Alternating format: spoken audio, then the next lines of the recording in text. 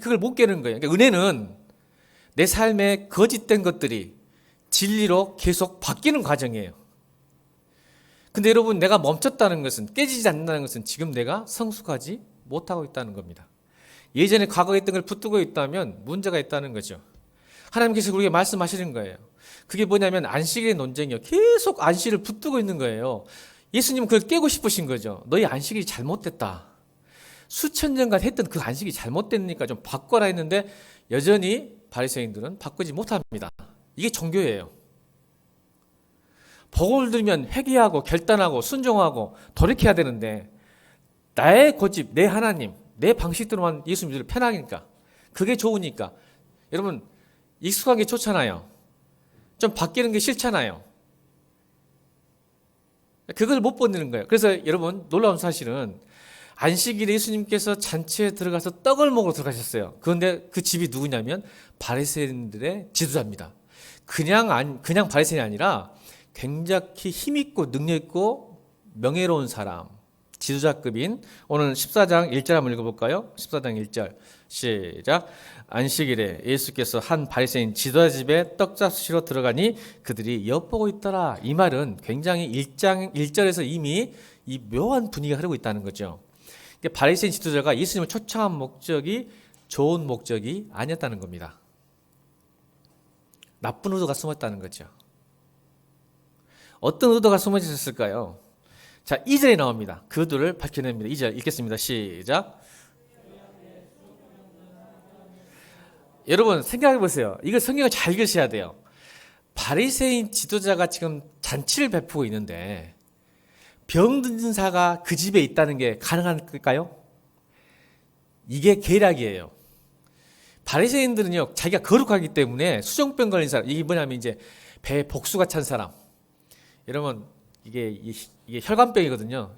예전 성경은 고창병이라고 그랬고, 지금은 수정병인데, 이 수정병이 뭐냐면, 이 복수가 차서 배가 뿔 나와가지고 이게 치료가 불가능하죠. 그런 사람을 지금 바리새인 지도자 집에 있는 거예요. 잔치집에. 이게 무슨 뜻일까요? 바리새인은 절대 그럴 수 없어요. 잔치집에 이런 사람 초대할 수 없는데 떡 갖다 놓은 거예요. 뭐예요? 예수님이 걸리길 바라는 거죠. 율법에. 근데 예수님은 이걸 의도로 하신 거예요. 그래서 3절 읽을까요? 3절 시작.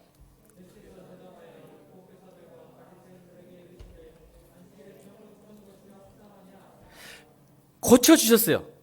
그러니까 안식 이제 4절에 고쳐주셨는데 물어보는 거예요. 의도를 아니까. 여러분 보세요. 왜 의도를 알았을까요? 여러분 2절과 3절 사이에 질문이 없는데 예수님께서 3절에 대답했다고 하잖아요. 질문을 해야 대답해 주시잖아요. 근데 질문을 안 했는데 3절에 대답하셨다라는 뜻은 내가 너희들이 지금 무슨 생각하고 있는지 다 알아. 그래서 미리 대답하는 거예요. 그래서 오히려 질문하는 거예요. 안식일에 병 고치는 일이 합리적인 일이니 말씀에 맞는 말이냐 안 맞는 말이냐고 질문해 버리는 거예요.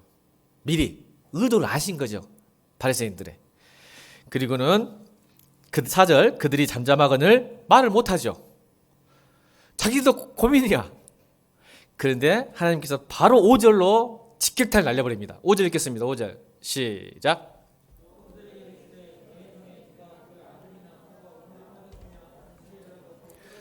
이렇게 우리 예수님 대단하신 분이에요. 야, 이 멍청이들아, 너희들 안식 그렇게 일하지 말고 뭐 하지 말고 이렇게 해놨는데 한번 생각해봐. 네 아들이 울음에 빠졌다가 봐. 너 안 움직일 것 같냐? 안 구할 것 같니? 또 재산. 바리새인들 얼마나 자기 돈에 대해서 관심이 많은데요. 돈이 날아가게 생겼는데 너 가만히 있겠냐? 근데 지금 이 수종병 걸린 사람 하나 고쳤다고 내 제자들이 배고파서 그 밀바닥 가서 이게 비벼서 까서 먹었다고 나한테 지금 이게 개기는 거야? 너희들? 내가 나쁜 사람이야? 하나님 말씀을 어긴 사람이야라고 지금 반문하는 거예요. 그러니까 이 안식일의 개념이 종교 사는 사람 특징들은 딱 그래. 내로남불이요. 종교의 특징들, 종교하는 사람 특징들은 내로남불. 내가 하면 뭐? 로맨스. 남이 하면? 불륜. 이게 종교의 관점 있는 사람 남 저렇게 판단해. 자기는 이렇게 못 살면서. 그러니까 예수님이 그걸 깨고 싶은 것들. 그런 상태에서 지금 오늘 본문이 잔치라는 메타포로 우리에게 다가와야 돼요. 누가복음에는요, 누가 신학 보면 굉장히 잔치라는 단어를 많이 씁니다. 일부러 그래요. 하나님 나라를 잔치집으로 표현하기 때문에 그래요. 사실은 복음서는 우리 이방인의 모습일 수 있겠지만 사실은 유대인에 대한 메시지예요. 오늘 본문도 그거죠.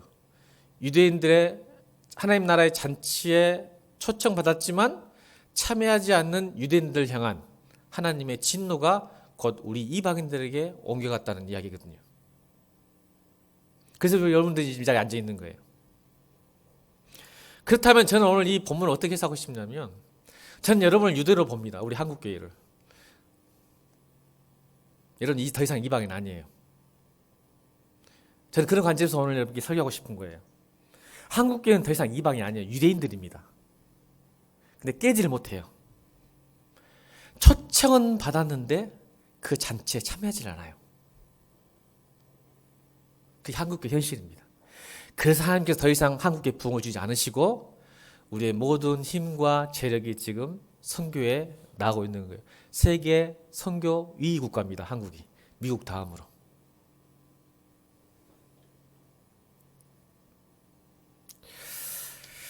그렇게 하시면서 그들이 6절 그들이 이에 대하여 대답하지 못하니라. 육은 무언이죠. 하나님 너무 논리적이고 합리적이신 분이잖아. 지성이 있는 분, 영성이 있는 분이니까 꼼짝을 못하죠. 그래서 여러분 내가 말씀드렸잖아요. 하나님 은혜 없이면 아무리 여러분 지성으로 간보고 설득해도 여러분 예수 안 믿어요. 은혜 아니면. 그래서 은혜는 선물이에요. 구원은 선물인 거야. 여러분 내가 아무리 여러분 설득하고 뭐 철학되고 인문되고 무슨 대박하고 설득시켜라도 예수 믿을 것 같죠? 변할 것 같죠? 안 변해요. 제가 안다니까 말씀드렸잖아. 여기도 안 변해요. 유대인들이 안 변한다니까. 그러니까 여러분 오직 은혜야. 할렐루야. 여러분이 이 자리에 앉는 것은 놀라운 하나님의 은혜예요.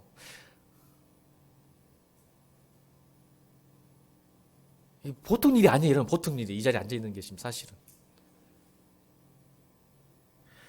그리고 이제 잔치의 내용을 하나님 나라에 대해서 설명을 사실은 숨어져 있어요. 7절부터 14절이. 그래서 초청을 받은 자의 자세와 초청받은 사람의 자세, 태도, 또한 초청하는 사람의 태도를, 이게 하나님 나라죠. 그런데 보세요. 초청을 받았는데 무슨 일이 일어나죠? 이게 7절부터 11절까지예요. 싸움을 내요. 싸움을. 싸움 났어요. 초청받은 사람들이 초청을 받아서 참석했는데 이게 지금 어디 무슨 일이 났어요? 서로 서열 따지는 거야. 우리나라도 그렇죠. 상석 앉으려고. 여러분 잔치에 초대하면 무대 앞이나 주인공 앞자리는 친한 사람들이에요. 가족이 제일 먼저 앉죠. 여러분 결혼식장 가더라도 여러분 신랑 신부와 가장 가깝게 만들어준 게 부모님, 그 다음에 이렇게 친척들 딱 만들어준 제일 앞자리. 이게 상석이에요. 저 같은 사람은 뒤에서 서 있죠. 그냥 앉기 싫으니까. 그런데 이 잔치에 왔는데 하는다는 직거들이 서로 싸워. 내가 먼저 상석에 앉겠다고. 마치 제자들이 예수님 돌아가시면 안 돼요. 십자가에 죽으시면 안 돼요. 주님 끝까지 살아계셔서 로마를 파괴하고 이겨서 유대인의 나라가 되면 저는 좌의정, 우의정, 영의정 할래요 하고 똑같은 거죠. 하나님 나라는 그게 아닌데.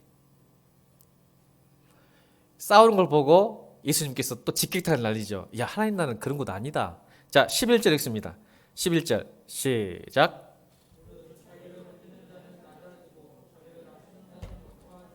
근데 여러분 한국교회가 점점 높아지려고 하죠. 조금 열심히 봉사하고 좀 믿음이 좋다는 사람들은 점점 상석에 앉으려고 하죠. 하나님 나라는 그렇지 않아요, 여러분.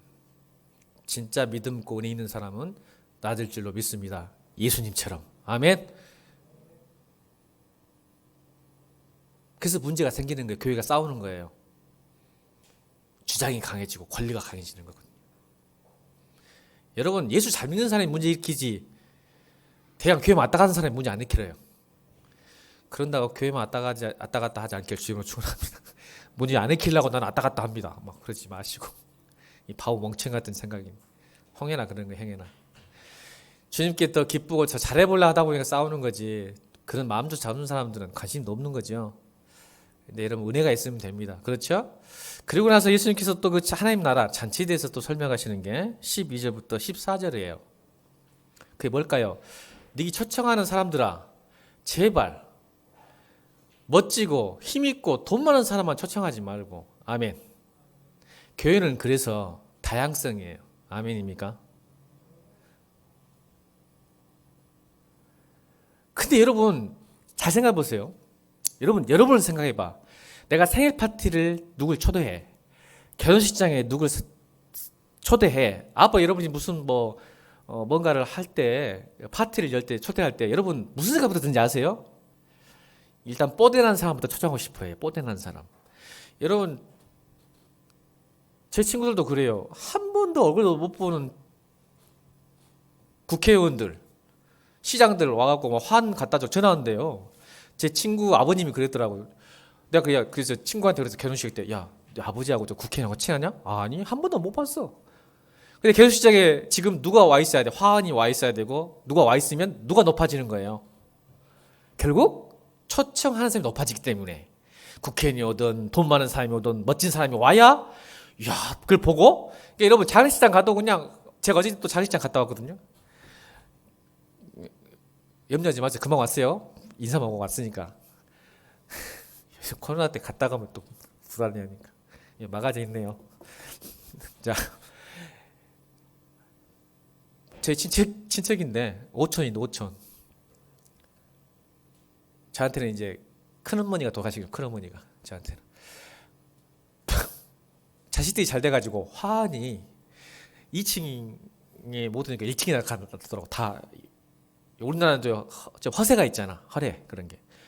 2층에 다 못 왔던 게 1층에 쫙 깔아놨더라고. 그래야 누가 높아지니까. 초청하는 사람이 높아지니까. 예수님이 하나님 나는 그런 거 아닌데 좀 가난하고 아프고 힘들고 소외당하는 사람들을 좀 초청 좀 해라. 그러면 무슨 일이 나는지 아니? 하나님 나라는 무슨 일이 나는지 읽어볼까요? 자, 14절 읽겠습니다. 시작.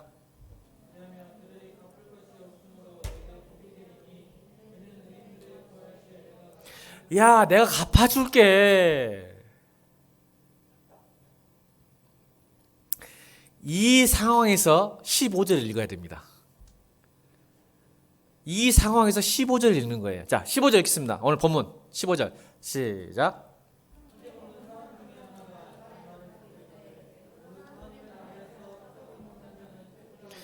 느닷없이 지금 함께 먹고 있어요. 어디서요? 바리새인 지도자들에서 떡을 먹고 있는 중에 하나님께서 예수님께서 수정병을 고치면서 또 잔치하는 메타포로 하나님 나라를 소개하고 있는 거예요. 그러니까 맞죠? 초청받은 사람의 태도, 초청하는 사람의 태도가 이렇게 하면 돼. 느닷없이 15절에 함께 먹는 사람 중에 아마 제 생각에는 성경에 안 나왔지만 바리새인 중에 한 사람이었을 거예요. 그리고 느닷없이 은혜를 받았는가? 무릇 하나님 나라는 떡 먹는 자는 복되도다라고 이야기해버립니다. 그게 하나님 나라의 초대예요. 그 복이 무엇일까라고 생각을 해야 됩니다. 여러분, 오늘 14장 1절부터 14절을 통해서 보면 이 쇼펜하우가 실존주의 아버지예요. 실존주의 철학자 아버지 쇼펜하우가 했던 우리 인간의 쇼펜하우가 염려했던 게 있어요. 인간들을 향해서 염려한 게 있어요. 우리는 하나님 나라에 못 간 것이 염려하지만 쇼펜하우는 철학자들은 염려한 게 인간이 이럴 것 같아요. 우리 인간은 본질적으로 또 존재론적으로 경쟁적이라는 단어를 씁니다. 인간은 본질적으로 존재론적으로 경쟁적입니다. 경쟁적. 그래서 사람들은 데이터가 정보인 줄 알고 정보가 지식인 줄 알고 지식이 지혜인 줄 착각하며 산다고 이야기합니다. 그게 쇼펜하우의 최대의 염려였습니다. 그걸 끊고 싶었던 거죠. 실존주의 철학자로서. 근데 오늘 보세요. 14장 1절부터 14절까지 14장 1절부터 14절이 본질적으로 경쟁적이죠. 예수와 바리새인의 경쟁. 또 초청받은 사람들 간의 경쟁. 초청하는 사람들 간의 경쟁. 여러분, 사람들이 왜 우리의 일상이 잔치집처럼 예수를 믿어도 왜 행복하지 못할까?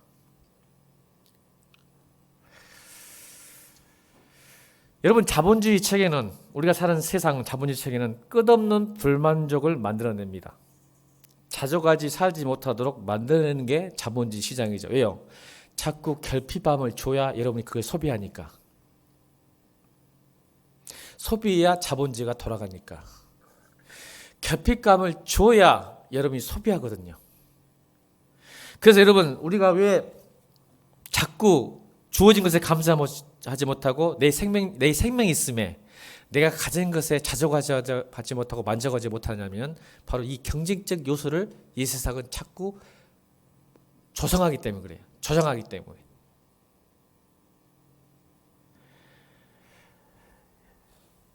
그래서 그들은 그 경쟁 속에서 바라보는 우리 입장은 뭘까요? 항상 비교하는 겁니다. 경쟁이에요. 그래서 우리가 옷을 잘 입고 얼굴을 잘 꾸미고 내가 무슨 차를 사고 무슨 아파트에 사는지에 대한 관심들이 생기는 이유가 결국은 남의 인정과 남의 사랑을 받고 싶은 거예요. 무시당하고 싶지 않은 거죠. 내가 옷을 못 입어서 내가 못 살아서 무시당하고 싶지 않은 거죠. 그러니까 자꾸 우리에겐 결핍이에요. 그래서 자본주의 적은 이렇게 말해요. 자본주의 적은 자족하는 사람이다. 자본주의 적은 감사하는 사람이라는 뜻입니다. 이런 사람이 있으면, 그러니까 기독교는 자본주의에 정한 사람들이에요. 크리스찬들은 자족할 줄 알거든요. 감사할 줄 알거든요. 그래서 그들의 세계가 나를 영향을 주지 못하는 거예요.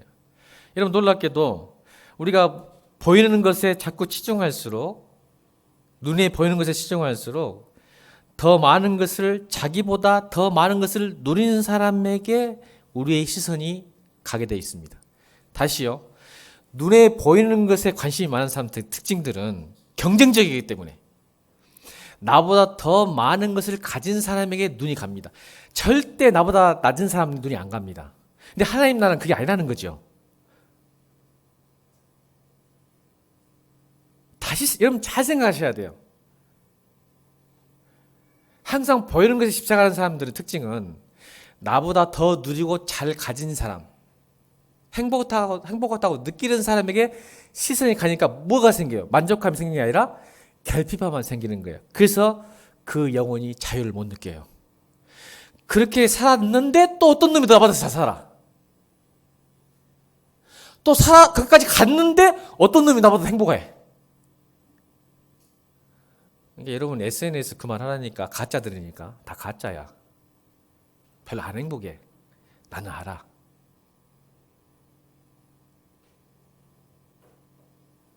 행복한 것처럼 보이려고 그러는 거지. 그런 거 없어도 행복한 사람은 정말 행복한 거예요. 그런 거 없어도 행복해요. 자족하는 사람, 감사하는 사람. 여러분, 그래서 여러분 이런 게 있어요. 자존감이 낮은 사람들은요, 경쟁적인 이야기야. 경쟁적.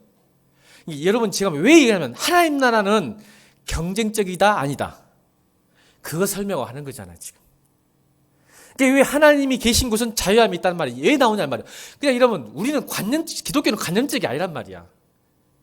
왜 하나님 나라는 먹고 마시는 게 아니다, 성령 안에서 의와 평화와 기쁨이라고 왜 말씀하셨겠어요? 하나님이 계신 곳은 자유함이 있단 말을 왜 하셨겠어요? 진리가 너희를 자유했단 말을 왜 하셨겠어요? 이 말은 경쟁적이지 않다는 말이에요. 근데 우리가 왜 세상 살면서 예수를 믿으면서 하나님 초대에 응하지 못한지 아세요?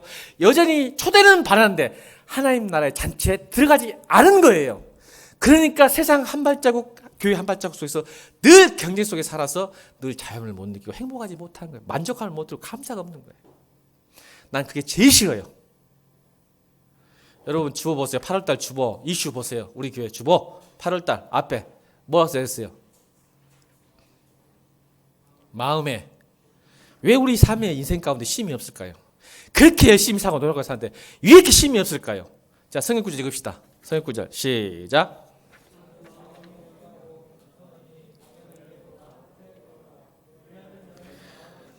아멘. 여러분 아시잖아요. 가진다고, 직장에 들어간다고, 대학에 들어간다고, 결혼했다고 해서 여러분 마음의 쉼 못 갖잖아요.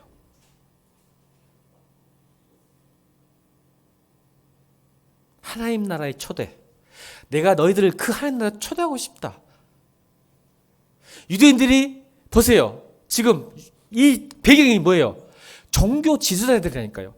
수천 년 동안 하나님을 믿었던 사람들이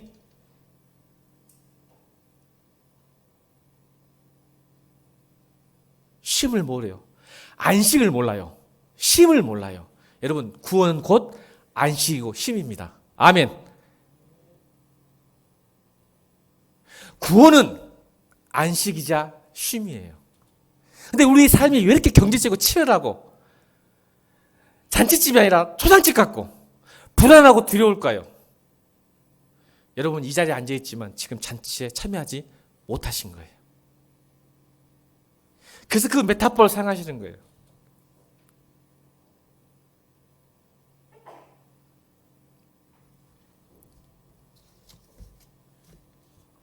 여러분, 하나님께서 우리에게 초청하십니다. 어떻게 초대하시면 은혜로 초대하십니다. 은혜입니다.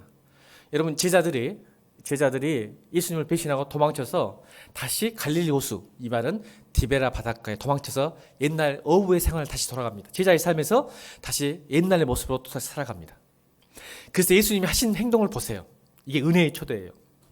제자들이 아침까지 바닷가에서 열심히 일하고 있는데 그 갈릴리 호수예요. 바닷가에 너무 넓어서 이제 호수라 가지고 디베라 호수, 갈릴리 호수 똑같은 말입니다.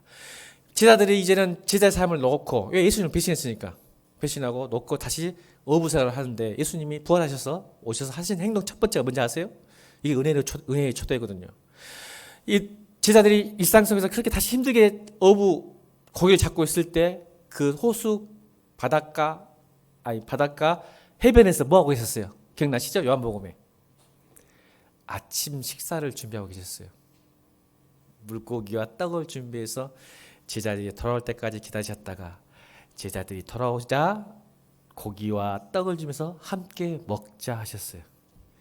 이게 무엇일까요? 함께 먹는 것. 식탁 공동체, 밥상 공동체. 이 말은 내가 너희를 용서하겠다는 증거 아닙니까? 내가 용서하겠다는 말을 하지 않았어요. 예수님은 한 번도. 너희가 잘못했단 말도 안 하셨고 내가 용서하겠다는 말도 안 하시고 어떤 행동을 하셨어요? 식탁 공동체, 밥상 공동체로 상을 차리시고 밥상을 차리시고 와서 먹으라는 것은 다시 형제됨의 증거, 하나됨의 증거, 내가 너를 사랑하고 용서하겠다는 모습이에요. 그래서 오늘 15절 하나님 나라에서 떡을 먹는 자는 복되도다. 네가 잘못했다 용서하겠다 하지 않으셨어요. 그냥 와서 먹어라. 제자들이 그걸 알았을 거예요. 그래서 눈물을 흘리면서 눈물을 삼키면서 그 물고기와 떡을 먹었을 거예요. 다시 하나 됐습니다. 예수님과 제자들이. 그리고 여러분, 예루살렘 초대교회가 생길 때 그들이 사도행전 2장 40절에 뭐라고 나올까요? 초대공동체 헤딩이 뭐예요? 사도들과 함께 말씀을 나누고 같이 기도하면서 뭐 했어요? 함께 밥을 먹었어요. 이게 하나됨의 증거예요. 여러분, 교회가 왜 밥 먹는지 아십니까? 왜 목사 여러분들 밥 먹고 싶어 하는지 아십니까? 배고파서요? 먹을 게 없어서요? 아니요. 너와 나는 하나다. 식탁 공동체자. 밥상 공동체다. 유대인들은 우리보다 더 식구가 뭐야? 식구. 먹을 식, 입구자야. 같이 먹는 걸 식구라는 거야. 하나님 나라는 먹고 마시는 게 아니요. 성령 안에서 의와 평화. 여러분, 평화, 화평이라는 단어가 뭔지 아세요? 평화할 때 화평할 때 화자가 뭔지 한자로? 벼화자의 입구자예요. 이따 올려놓을 걸. 벼화자의 입구자예요. 밥을 평등하게 함께 먹어주는 게 평화예요. 그러니까 예수님께서도 말씀하시죠. 자꾸 힘있고 능력 있는 놈하고 밥 먹지 말고 잔치상 초대하지 말고 가난하고 힘들고 병이 있고 그런 사람과 함께 밥 먹어라. 초청해라. 그게 하나님 나라다. 그러나 네가 좀 힘들겠지. 그럼 내가 너 갚아주겠다. 아멘. 그게 평화하고 화평이에요. 이게 하나님 나라예요. 은혜로 초대하는 거죠. 같이 이게 하나님, 여러분, 이 자리에 지금 있는 것은 뭘 먹고 있어요? 우리가 하나님 나라에? 맛을 먹고 있잖아요. 아멘. 이거 형제예요. 하나됨이에요. 이게 공동체 예배예요. 그래서 예배가 왜 중요하냐면 이게 하나됨의 증거예요. 그리고 여기서 끝나면 우리 코로나 이전에는 뭐 했어요? 밥 먹었잖아요. 밥상 공동체, 하나님 말씀을 먹는 공동체, 또 밥을 먹는 공동체. 이게 하나됨이에요. 이게 하나님 나라의 떡을 먹는 복이에요. 그러면 하나님이 우리를 책임져 주니까 목자와 양의 관계가 되는 거예요. 여호와는 나의 목자시니 하나님께서 우리를 푸른 초장에 우리를 누이시고. 여러분, 누인다는 뜻이 뭔지 아세요? 누인다는 뜻? 양은 절대 못 누워요, 스스로. 양은 멍청해가지고 계속 먹어요. 그래서 양이 가는 곳은 초원이 들이 초토화돼 버려. 뿌리까지 먹어버려. 뿌리까지. 이놈들이 멍청해갖고 계속 먹으니까 이게 채움이 없어. 이 양들은. 그러니까 목자가 얘들을 푸른 초장에 아직 다 먹을 게 많은데도 불구하고 양을 누인다는 뜻은 뭐예요? 만족한다, 풍요롭다는 뜻이에요. 양이 눕는다는 것은 모든 것이 만족한 상태를 의미해요. 여호와는 나의 목자시니 내게 부족함이 없으로다 나를 푸른 초장으로 누이시나니. 이게 밥상 공동체예요. 하나님 나라의 떡을 잔치에 참여한 사람들의 특징이에요. 목자, 그리고 쉴만한 물가로 인도. 자, 양은 절대 쉴만한 물가로 갈 수 없고 푸른 초장으로 갈 수 없는데 누가? 목자가 푸른 초장으로 인도하고 쉴만한 물가로 인도하는 거예요. 우리는 양 같은 존재예요. 뭐가 행복인지, 뭐가 좋은지, 뭘 기도해야 할지, 뭘 선택할지 잘 몰라요. 근데 주님이 목자 돼서 그 길을 인도하시는 공동체. 이 하나님 나라의 초대예요. 은혜로의 초대. 그리고 또 있어요. 은혜라고 생각하면 다윗과 요나단. 성경의 우정을 이야기하면 다윗과 요나단이에요. 요나단 누구냐면 사울 왕의 장남이에요. 사울 왕. 근데 다윗과 엄청 친했어요. 아주 중마고 정도 아니라 목숨을 내올 정도로. 진짜 요나단은 나중에 다윗 때문에 죽습니다. 그 정도로 친했어요. 근데 여러분, 둘이 다윗과 요나단은 친해야 친할 수 없는 사람들이에요. 왜요? 라이벌입니다. 왜 라이벌일까요? 나중에 사울 왕이 죽거나 늙으면 누가 왕이 돼요? 요나단이 돼야 돼요. 요나단. 근데 지금 하나님은 누굴 계획하고 계세요? 다윗. 하나님은 다윗을 왕으로 찍으셨어요, 이미. 근데 지금 하나님은 다윗이 왕이지만 세상적으로 보면 누가 왕이 돼야 돼? 요나단. 경쟁적인 삶이었다면 이 둘은 친할 수, 절대 우정이 나눌 수가 없어요. 근데 이상하게 하나님의 은혜로 이 둘은 진짜, 성경에 우정하면 이 두 사람이에요. 결국 나중에 요나단이 먼저 죽습니다. 그때 다윗에게 부탁합니다. 내가 죽을 것 같은데 다윗아, 내 가족을 너한테 맡긴다 하고 죽습니다. 나중에 드디어 역성명이 일어납니다. 사울 왕이 자살하고 그 집 식구들이 다 못 살아면 하나님께서 그렇게 만드셨으니까 다윗이 왕으로 등극합니다. 자, 만약 다윗이 경쟁적이었다면 누구 씨를 요나단의 아들이 있습니다. 그게 무비보셋이에요. 자, 세상 여러분 사극 많이 보죠. 사극. 불씨를 없애야 돼. 불씨. 세조가 얼마나 많이 죽였어. 그래서 세조가 지금 요나단의 아들의 말은 결국 백성들이 바알을 일으킬 씨가 남아있어. 무비보셋이. 만약 다윗이 경쟁적이었다면 이 무비보셋을 찾아서 죽여야 됩니다. 그래야 깨끗해요. 그냥 완전히 무비보셋만 죽이면 사울의 씨는 사라져버리는 거예요. 근데 하나님 나라의 은혜의 초대는 다윗이 어떻게 한지 아세요? 자, 사무엘하 9장 읽습니다. 사무엘 9장 7절로 11절 읽겠습니다. 은혜로의 초대. 시작.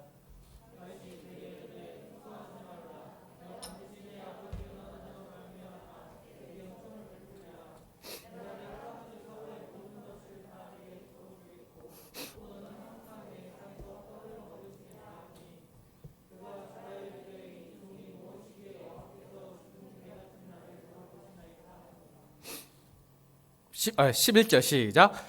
시바가 왕께 아뢰되 내 주 왕께서 모든 일을 종에게 명하신 대로 종이 준행하였나이다. 무비보셋은 왕자 중 하나처럼 왕의 상에서 먹으니라. 자, 다시 어떻게 해줬어요? 은혜로 초대하죠. 무비보셋이 뭐냐면 자기 스스로를 죽은 개 같은, 사실은 다윗을 피해서 도망쳤어요.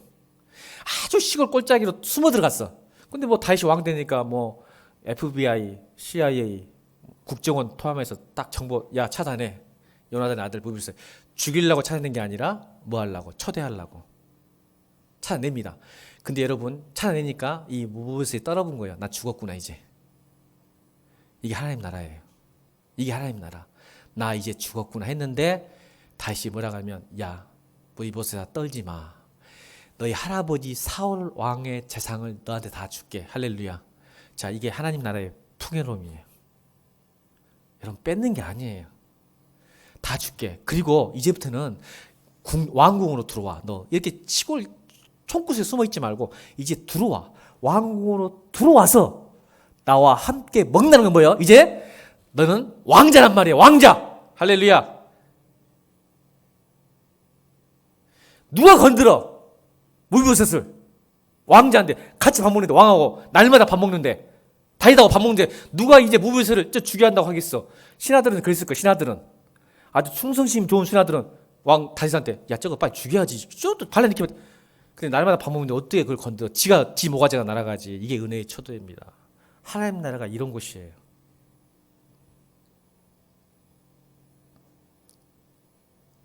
제자들 무비보셋 은혜로 초대받으신 분들 여러분 그냥 들어가면 돼요. 따지지도 말고 묻지 말고 그냥 가면 돼요. 아멘. 근데 따져요. 이게 문제야. 왜 따지냐? 자 보세요. 자 18절부터 18절 19절 20절 읽겠습니다. 18절 19절 20절 시작.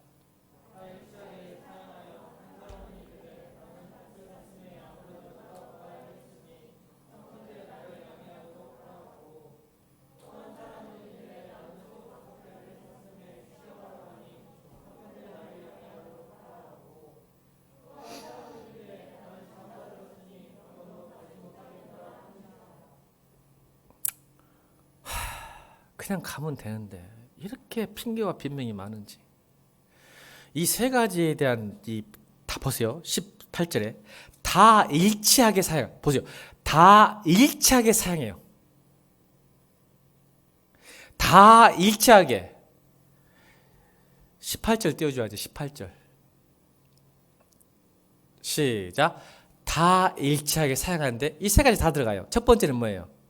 첫 번째 내가 밭을 샀음에 재산 때문에 못 가겠다는 거예요. 재산 때문에 이 말이에요. 여러분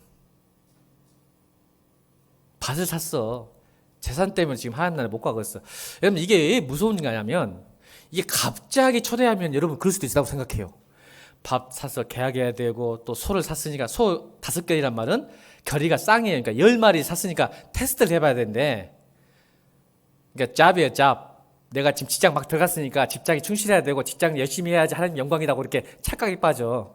그래가지고 내가 한번 테스트해보고 기계도 테스트해보고 직장에서 열심히 살아야 하나님 영광 아니겠습니까? 그러니까 하나님 나라 이제 못 갈 것 같습니다. 조금 잠깐 기다렸다가 나중에 정착하거나 뭐가 되면 재물 좀 벌어놓고 해야 하나님 영광. 그 말을 지금 계속 예수님께서 하시는 거야. 아는 거예요 우리를. 세 번째는 뭐예요? 장가 갔다고 가정사. 아유 목사님 지금 가정사 때문에 하나님 나라에 못 갈 것 같은데요. 가정사와 일과 재산 이게 다 일체에 사용하는 이유입니다. 이 세 가지 안 걸릴 사람이 한 사람도 없어요. 그래서 예수님께서 지금 비유하신 거예요. 근데 이 놀라운 사실은 이게 갑자기 초대받았으면 이게 가능돼. 그렇죠? 이제 막 들어가는데 하나님 나라 오라 그러고 이제 막 빌딩 짓고 있는데 막 하나님 나라 이거 안 되겠는데 장가 막 갔는데 신혼을 즐겨야지. 그렇지? 근데 여러분 이스라엘 초대는 그게 아니죠. 이게 두 번째 초대입니다.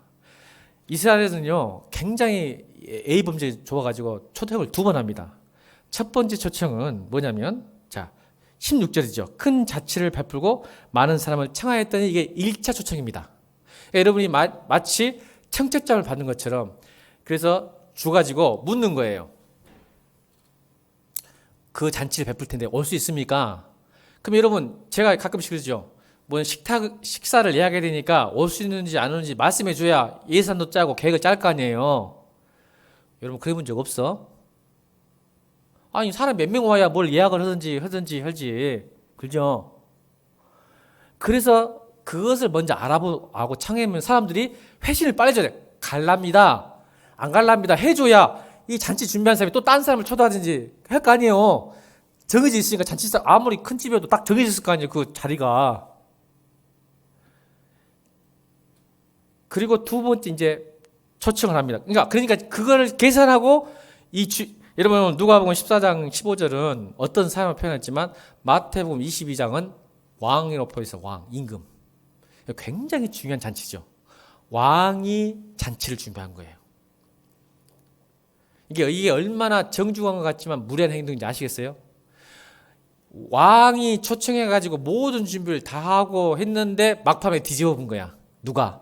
여러분들이. 하루 전날 못 가겠다고 뒤집어 본 거예요. 그래서 이제 두 번째 초청을 해. 어떤 초청이에요? 자, 잔치할 시각에 이제 드디어 때가 돼서 한 달 전에 통보했다면 때가 돼서 17절에 잔치할 시각에 청하였던 자들에게 종을 보내는데 오소서 이제 올 때입니다. 다 준비됐습니다. 올 때입니다. 빨리 오세요. 오세요. 다 준비됐습니다. 먹을 거 다 준비했으니까 이제 오세요. 두 번째 초청인데 두 번째 초청 때 변명을 하게요. 이게 그러니까 말이 안 되는 거죠. 밭을 샀습니다. 직장 갔습니다. 여러분 왜 하필 그날 해야 돼? 이미 수 개월 전이던 여러분 시집장가 갑자기 간가요? 우리 소유는 지금 2년 전부터 계약하고 있는데 갑자기 가 장가를? 시집을? 근데 하필 그날 왕이 초청해서 오란 날 결혼한대. 여러분 이게 맞아요? 변명이죠. 비겁함이죠. 가고 싶지 않은 거죠. 그래서 무례한 거예요. 하나님이 그렇게 갑자기 너 와! 그게 아니에요. 이미 다 세팅해놓고 그리고 나서 준비해놓고 초청했으니까 여러분 생각해보세요. 문재인 대통령이 여러분 초대했다고 생각해봐. 우리 아버지는 청와대 한번 갔다 오시라고 시계를 계속 차고 다니고 청와대 문제 줬다고 막 초청받는 거 영광이지. 여러분 따라합시다. 초청받는 게 영광이에요? 초청 못 받는 게 영광이에요? 알면서 왜 그래? 목사님이 식사를 초대했는데 유육사님 다른 집사님 다 초청했는데 당신만 초대 안 하면은 좋아라고 할지도 몰라. 가기 싫어갖고.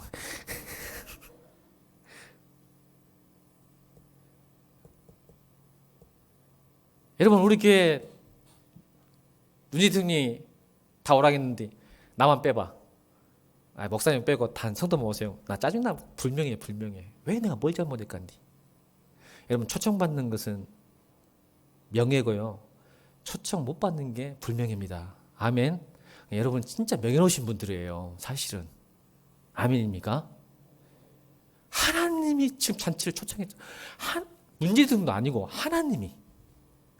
굉장히 명예로우신 분 여러분. 선택받은 사람이에요.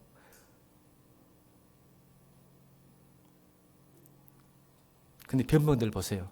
왜 하필 그날이요? 딱 하루만 가면 되는데. 미룰 수도 있고 빨리 할 수 계획 다 짤 수 있잖아. 이거 특별한 일이잖아. 특별한 일. 조정 가능하잖아. 스케줄이. 결국 가고 싶지 않다는 뜻이야. 뭐 때문에? 재물 때문에. 직장 때문에. 가정 때문에. 새끼 때문에. 가고 싶지 않다는 거예요.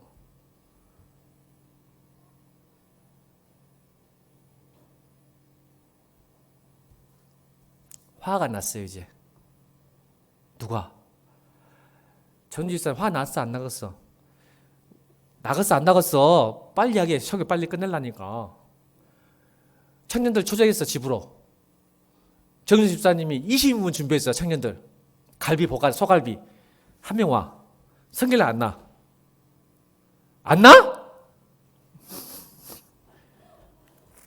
21절 겠습니다. 21절. 시작.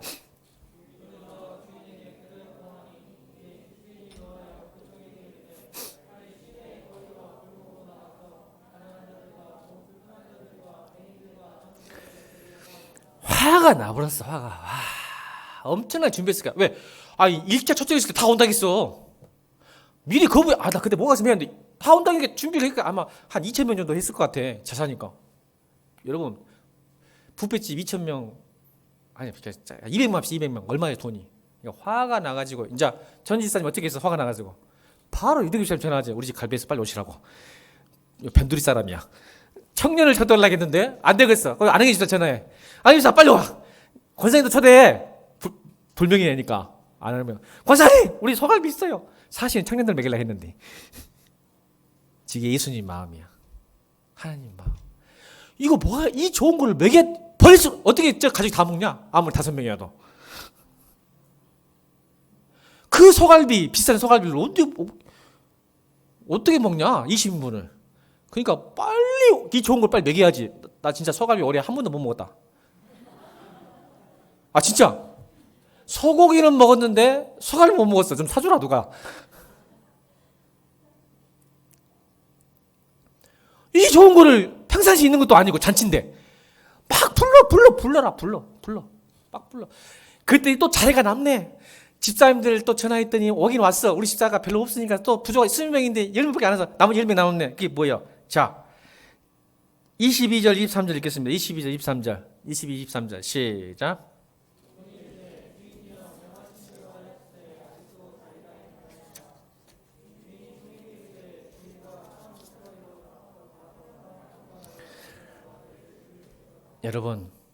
여러분이 하나님 잔치에 초대 못 받으면 다른 사람이 갑니다. 죄송하지만. 로마서 11장 20절 21절 읽겠습니다. 로마서 11장 20절 21절 시작.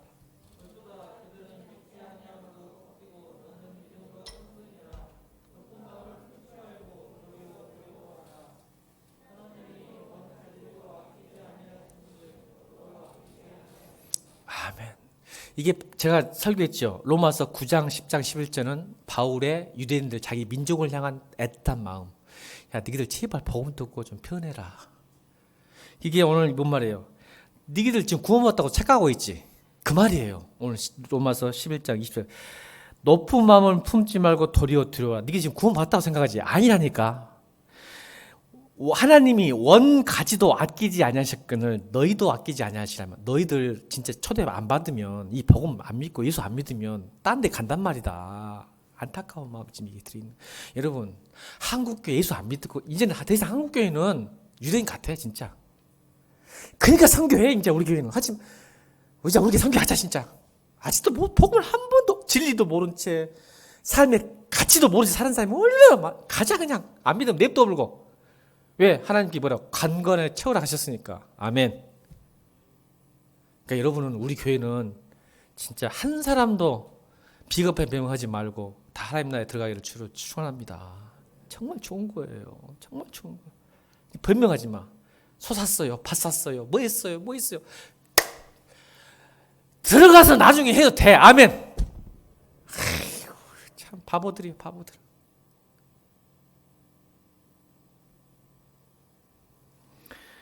하나님은 이렇게 우리에게 준비된 초대를 합니다. 세 번째 초대는 강권하는 거예요. 강권이 뭔지 아세요? 억지로 끌어내라는 게 아니에요. 적극적으로 설득하고 광면하는 거예요. 여러분 사랑하면 강권이, 사랑하지 않으면 강권도 없어요. 강권하면 억지로 끌어당기는 거거든요. 그죠? 강권에서 집을 채우라는 의미가 뭐냐면 억지라도 끌고 와라는 뜻이에요. 왜요? 사랑하면 그렇게 됩니다. 내가 권사님한테 늘 말하잖아. 권사님 남의 새끼는 어떻게 되든 좋은 말만 해주잖아. 내 새끼는 두드러 패는 이유가 뭘까?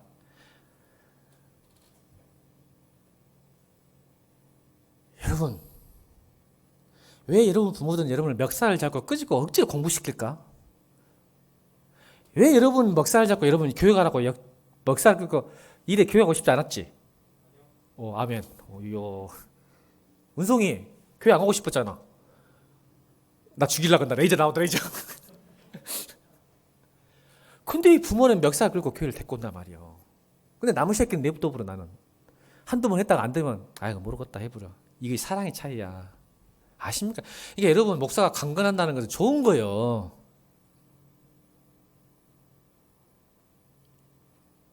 내버려두면 좋을 것 같지.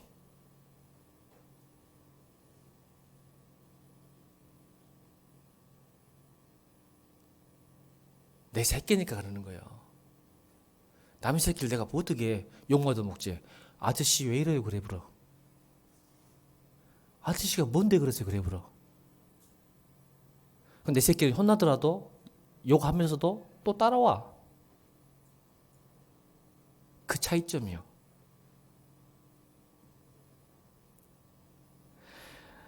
보세요. 관건을 어떻게 초대한지 하나님께서 창세기 19장 14절로 16절. 창세기 19장 14절 16절 읽겠습니다. 어떻게 하나님께 관건하에 우리를 초대하고 하나님 나라 늘으라 하는지 창세기부터 이미 나오셨어요. 시작.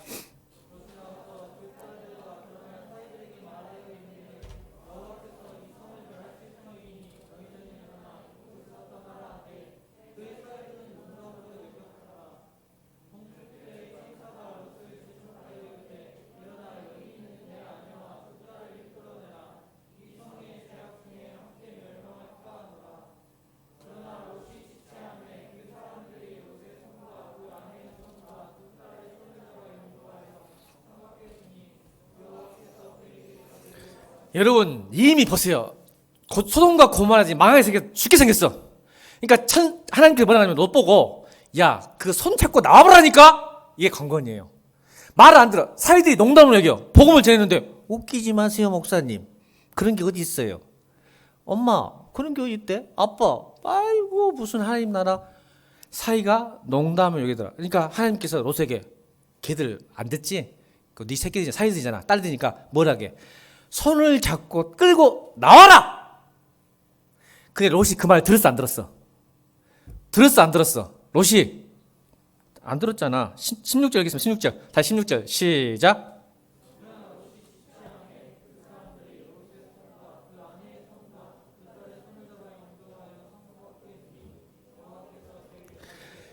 롯이 하니까 누가 있어? 롯이 지체했다니까 쫄아가지고. 여러분 일본이 왜 전도 안 되는지 아세요? 메이와쿠 문화라는 게 있어요. 메이와쿠 문화. 남에게 폐를 끼치기 싫어하는 문화. 이게 심리학적으로 고립된 개인주의라 그래요. 한국도 지금 그렇게 돼가고 있어요. 여러분 무서운 현상이에요. 여러분 고립된 개인주의. 메이와쿠 남에게 폐를 끼치지 않기 위해서 지가 자살해버려. 전도가 안 돼. 일본은 전도 안 되는 게 뭐냐면 폐를 끼치기 싫어. 그러니까 도움 받기도 싫고 도움을 주기도 싫어. 그게 와야 되면 완전 고립된 개인주의가 아니라 고립된 개인주의. 메이와쿠 문화. 여러분 그래서 멱살 잡고 교회 데리고 하는 소리가 아니에요. 오해하지 말고 적극적으로 끝까지 포기하지 말고 설득하고 고민하라는 거예요. 그건 사랑 없으면 안 되거든. 한두 번은 가능해. 그러면 뭐가 될까?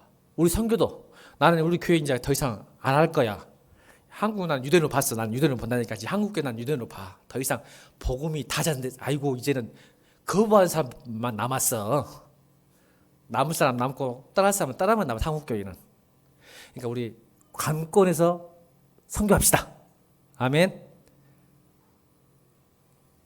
하나님이 하셨어. 그 사람들 천사들이 롯의 손과 그 아내의 손을 잡고 띄워본 거예요. 이게 선교입니다. 하나님이 했어. 롯이 안 하니까. 그게 하나님의 자비하심이에요. 저는 여러분이 지금 그 자비하심을 받고 오신 줄로 믿습니다.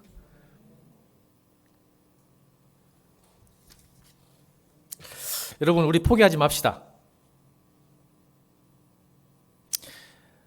하나님 나라는 쓰레기통이 없답니다. 따라합시다. 하나님 나라는 쓰레기통이 없다. 무슨 말인지 아세요?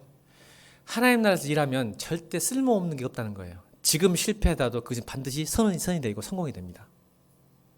그러니까 이 과정 신앙과 결과 신앙의 차이점이에요. 우리는 자꾸 눈에 보이는 걸 좋아해가지고 뭔가 좀 하면 결과가 나타나야 돼. 그러니까 실족하고 불평하고 상처받아. 근데 하나님 나라는 쓰레기통이 없다는 뜻은 과정 신앙이야. 그러니까 과정은 하나님과 동행해야 가능하고 하나님을 우상처럼 섬기면 결과만 바라봐. 내가 기도했더니 내가 뭐 했더니 이렇게 결과가 나야 한다고 생각하는 사람들. 근데 하나님 나라는 절대 결과 중심이 아니고 과정 중심이에요. 그래서 제가 이거 비유를 하고 싶은데 여러분 다람쥐와 도토리 이야기 하나 해줄까요? 이게 과정 신앙이거든요. 하나님 나라는 쓰레기통이 없는 이유를 제가 비유를 할게요. 다람쥐는요 겨울을 준비해요. 겨울을. 도토리를 가을에 막 와요. 여러분 보셨어요? 여기 벌게. 햄스터도 그래요. 햄스터도. 제가 햄스터 한번 키워봤거든. 더럽더만. 가지고 이거 다람쥐가 도토리를 불면 이렇게 이렇게 된단 말이에요. 막 하고 가서 땅에 묻어요. 왜? 겨울을 날라고. 얘가 지혜로운 거야. 막 파가지고 넣어놓고 또 가을에 열심히 일해가지고 또 묻어고 해요. 근데 딱 겨울이 되잖아. 겨울 되면 그 도토리를 자기가 묻었던 도토리를 찾을 확률이 10분의 1도 안 된답니다. 뒤지게 일해갔는데 10군데 묻어놨으면 한 군데 찾은대요. 자, 이게 실패일까요? 하나님 나라는 실패가 아니에요. 여러분, 다람쥐는 그게 복으로 돌아옵니다. 어떻게 돌아올까요? 참나무 숲을 선물로 받습니다. 몸에 감동을 지났더니 감동이 하나도 없네. 보세요. 자, 신앙은 하나님 나라는 과정이에요. 아홉수 잃었다고 생각하지만 땅에 묻은 도토리 씨앗이 참나무로 커서 나중에 물어 돌아와요. 선물이지. 참나무가 더 많을수록 누가 배불러? 토토리가. 그러니까 하나님 나라는 쓰레기통이 없어. 내가 지금 뭔가 열심히 하고 지금 내 눈에 안 보일지라도 내가 하나님 나라에서 일하면요 반드시 여러분에게 돌아옵니다. 할렐루야. 이게 복음이에요. 이게 과정신학이라는. 우리는 몰라 결과를. 이게 하나님을 신뢰한다는 것은, 믿는다는 것은 내 눈에 안 보이고 내 눈에 안 맞으더라도 내가 잃어버려도 10분의 1만 얻는다 해도 10분의 9가 큰 숲을 이뤄줍니다. 참나무 숲을. 그거 땅에 묻어져 있으니까. 이게 하나님 나라예요. 이게 하나님 나라의 초대예요. 그걸 믿는 게 우리의 그걸 믿음이라는 거야. 내가 최선을 다하고 하나님께, 과정은 내가 최선을 다하고 결과는 하나님께 맡기는 것. 근데 하나님 결코 여러분 수고와 노력을 가만두지 않으세요. 여러분에게 다 고스란히 10분의 9가 아니라 100배, 1000배로 하나님 나라는 30배, 60배, 100배. 아멘. 이렇게 될 줄로 믿습니다. 우리가 그 믿음, 그 하나님 나라의 초대로 늘 핑계하고 변명하지 말고 그렇게 살면 하나님께서 여호와는 나의 목자시니 내가 부족함이 없으면 그 고백이 실질적으로 이 땅가에 이루어지기를 주의 이름으로 축원합니다. 찬송